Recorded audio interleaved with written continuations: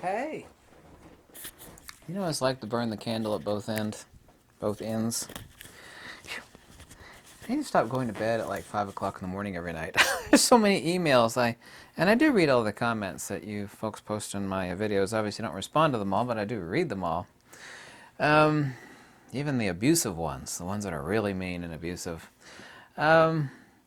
Two news fronts. One, Fujifilm released lens firmware updates for, I think, 7 different lenses. You go to Fujifilm's firmware update page, just type in Fujifilm firmware, and there's a list of lenses that includes the 18 to 135, also includes the 80mm macro, and importantly so, the 18 to 55, the 10 to 24, 55 to 2. There's like 7 lenses, and what it does, it actually greatly improves image stabilization in conjunction with IBIS on Fujifilm systems. Lens OIS works in conjunction with the image inbuilt image stabilization on the sensor.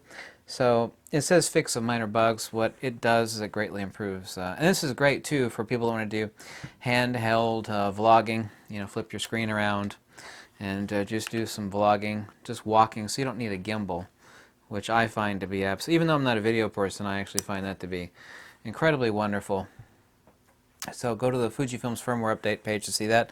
On other news front, I get asked the same question all the time. I'm not a Sony hater. I've fixed so many countless cameras, and one of the great things I can say, in addition to being, having more experience with lenses than any other YouTube channel, and I do by far, is that having taken apart a lot of these cameras, I mentioned this in a video over 2 years ago. Nobody listens. They call me a hater for doing it, but someone today, and it came out in Petapixel, and it also came out on Lens Rental's website, and you could go read it if you like. They found 2% of Sony cameras, and I mentioned this in a video. I've got over 6,000 videos. I talked about this. I said this is bad. I said the in-body image stabilization will actually cause stress fractures in the plastic mount. I know why Sony did it. They did it to eliminate weight, but they used a 3-point plastic mount that attaches to the chassis for the sensor mount for this image stabilization. Well, there's quite a few images on Lens Rental's website, and the same image is posted on Petapixel, showing that the IBIS mech frame, which I think is polycarbonate. I don't know if it's what sort of plastic it is. I think it's polycarbonate, but it doesn't make any difference. The stress fractures are there. They're completely broken, and this is the reason why the flange distance was coming up with so much skew out of tolerance. A great deal. It's like, well, no wonder the flange distance is so skewed out of tolerance. It's because they show you pictures inside showing that the IBIS mount is completely fractured. Sometimes fractured in more than one place. And I told people about this and nobody listened, but because they said it, people are listening.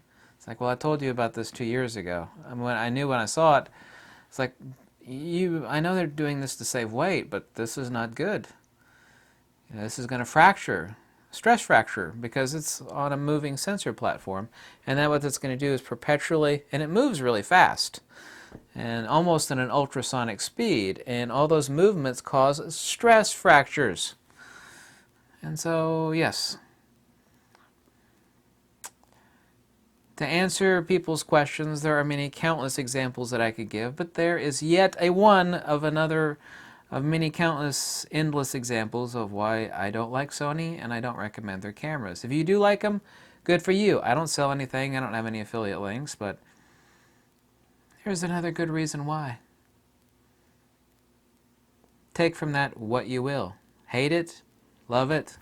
It doesn't make any difference, and it doesn't detract from the fact of what it is. I rest my case. There we go.